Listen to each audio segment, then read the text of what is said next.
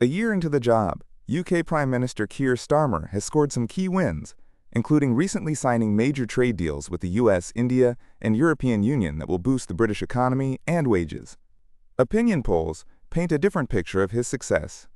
A survey by pollster YouGov, published in mid-May, showed that the British public's approval of the Prime Minister has plummeted to a record low, with 69% of voters now having an unfavorable view of Starmer, while just 23% regard him enthusiastically.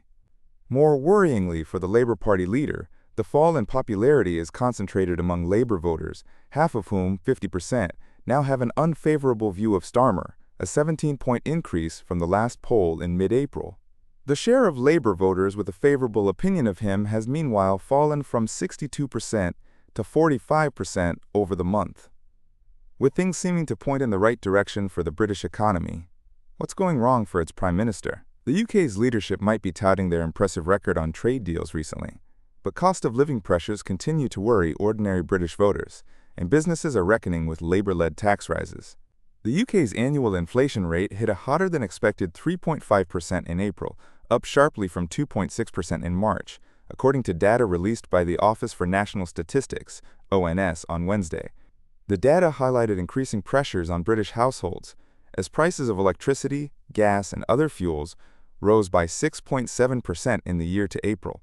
The prices of water and sewerage, meanwhile, added 26.1% in the month to April, marking the largest monthly hike since at least February 1988, the ONS said.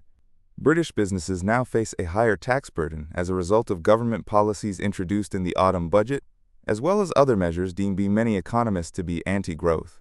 These include limits on immigration set to affect foreign workers, who are key to a number of sectors, a rise in the national minimum wage, and reforms to workers' rights, which put pressure on many small and medium-sized firms.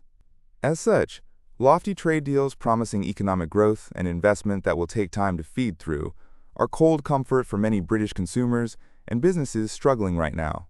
On domestic policy, this government hasn't scored well so far. Let's give it a C-.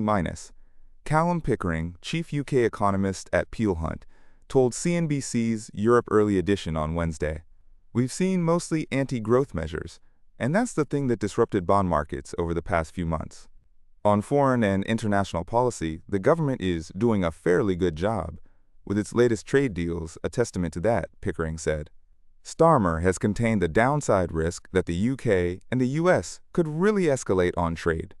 It's not a good deal, but it contains downside risk. The UK-India deal is actually a strong signal that the UK is open for business. And if you read the press, people that are unhappy with the deal that the UK and the EU is striking, but actually, what's the alternative, he asked. Big business leaders say they're happy with the British government's general direction of travel, with C.S. Venkatakrishnan, Group Chief Executive of Barclays, telling CNBC Thursday that it was absolutely on track. If you look at what they've achieved over the last few weeks, they've had trade deals with the US, with India, with Europe, important trading partners. They continue to be repairing relationships with Europe, which they need to, he told CNBC's Steve Sedgwick. Inflationary pressures, he noted, were evident, but were not yet leading to consumer distress, the Barclays exec believed. We're in fact seeing continued consumer strength, but it's coming because of people managing their balances and their finances prudently. So they're economizing. The job market is still strong. But as you see, people are worried about inflation. People are worried about cost, whether it's winter fuel bills or whether it's more generalized inflation from tariffs. And the only real answer to that is growth, which is what this government is focused on, and what we want to help them.